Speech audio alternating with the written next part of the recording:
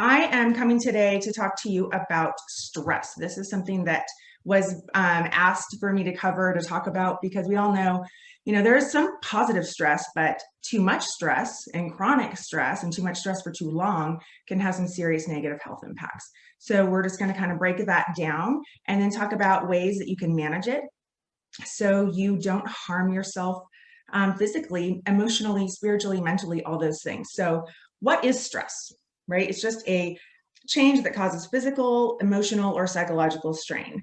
And it's just your body's way of responding to anything that requires action. So there is good stress, and that is called eustress. Eustress, I stress, we all stress for eustress. It's fun and exciting. It's known as positive stress, keeps you energized, associated with surges of adrenaline. So this is like working out, you're stressing your body, stressing your muscles, you've got adrenaline going. It's, riding a roller coaster, going on a first date, getting in front of a camera and doing a Fitspo Friday. All of these things are good sources of stress. Then there's acute stress. This is what we as humans are pre-wired to for is acute stress, because it's your fight or flight. If there's a saber-toothed tiger, you need to run. You don't have time to think and process, what should I do? And so we are naturally wired for that. And it's a little bit more distressing than just kind of regular everyday stress. So it requires immediate action. Then you've got episodic acute stress, which is acute stress that seems to run rampant and just kind of be your way of life. So people that suffer from a lot of anxiety will probably suffer from episodic acute stress, because just any little thing continues to add stress. And then there's the bigger one, chronic stress. So it is never ending stress. It seems inescapable. It's like the stress of a bad marriage or an extremely taxing job, a chronic illness, or cancer, or caring for somebody with cancer, going through a divorce. 2020. 2020 is like a verb and a swear word all at once, right? Caring for a child with special needs. All of these things can cause you to experience chronic stress, and you may not even realize how stressed out you are. So I want to go through some of the physical, emotional, all the things that we might not even associate with stress. And because it's so pervasive in our society, we've tended to normalize it, but it's not normal to suffer from chronic stress, and it can lead to some serious health problems or even exacerbate existing conditions. It can, cause mental health problems or make them worse, like anxiety, personality disorders, depression, things like that. Cardiovascular disease. It's led to, heart disease, stroke, high blood pressure, obesity, menstrual irregularities, sexual dysfunction, skin and hair problems, hair falls out, breakout, eczema, GI issues. There's that gut-brain axis, and so colitis, irritable colon, gastritis, GERD, ulcers, etc.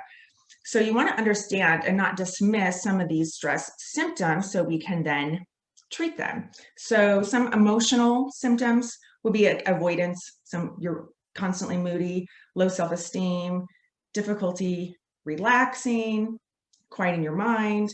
You feel constantly overwhelmed, regardless if you have a to-do list a mile long or you have nothing to do, you just feel overwhelmed. And then some cognitive symptoms would be constant worrying, poor judgment, poor choices. I feel like my kids might be under that category. Forgetful, scattered, pessimistic. It's always half full, or half empty, never half full. And then behavioral, you might experience some changes in your appetite.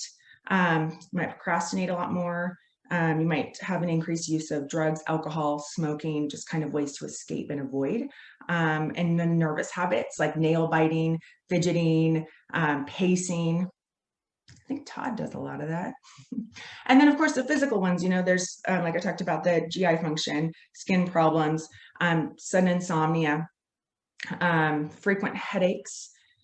Sometimes you experience a ringing in your ears, thinning hair. Oftentimes when people are stressed, It can bring on alopecia, where hair just doesn't grow or falls out. Some people pull on their hair and they don't even know that they're doing it. And sometimes your hair follicles just kind of stop producing new ones, and your hair just kind of comes to a standstill. Low libido, decreased immune system. So a lot of these things are, we kind of just, put it, we don't associate with stress. We blame, our diet, we blame our spouse, we blame something else, not realizing that we're under this constant state of attack. But what it's amazing about these symptoms is that it's just your body's way of telling you that, hey, you need to slow down and get the rest, care, and nourishment it's desperately craving. So I'm going to tell you a 5-step plan that we can all go through. I mean, regardless if it's an acute stress or chronic stress that you're experiencing. And I'm going to use my hand, and I'm totally stealing it from a book that I read. I think it's called Chronic Stress, but you use your hand, the thumb first. Get a grip on your stress. Take control of your attentional focus. You have to be intentional about your attention and what you're focusing on, and then name the problem. What is it that you're stressing about? Name the incident, whatever it is, but then go a little deeper, because a lot of times we will experience an event. I would experience something very different than Teresa or Carrie would, because of past experiences and traumas that I have. So get a little bit deeper. Very important to understand what the emotional experience are going, or to understand the emotional experiences you're feeling, to get to the root of the physical, what's going on physically. And then avoid the escaping, and stop the drinking, the whatever. Like, just get a grip on it and avoid escaping. Face it head on. Okay. Two, pointer finger. Pinpoint what you can control. Pinpoint what you can control. Pinpoint what you can control. Ask yourself 3 questions. What can't I control? Okay. Get out of your control. What can I control? Landscapers are here, it's so loud. And then what can I do about the things I can't control? Develop a mantra. I have a word of the year. Todd and I do that for the last several years. A life mantra would be great. This year, mine is precious, which is a weird word to have, but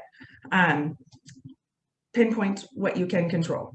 And then 3, give your stress the middle finger.